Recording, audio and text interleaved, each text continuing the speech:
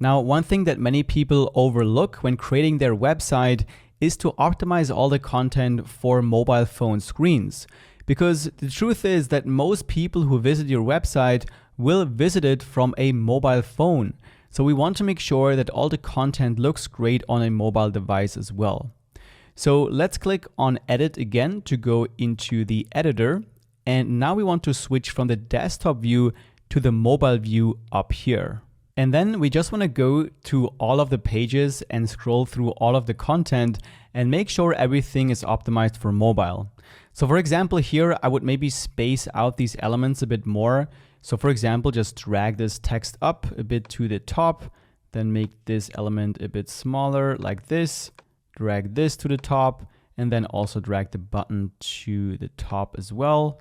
Then we can scroll down. I think this looks good, so nothing to do here.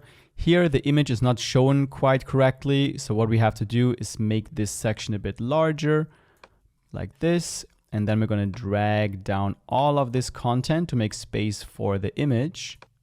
So now we can drag this image down so we can actually see the whole photographer like this. So now it already looks a lot better than before. And the cool thing here is that whatever we change, whatever we move around here or change the size of, it won't affect the desktop view. So now when I click save and then go back to the desktop view, I can see that nothing has changed here.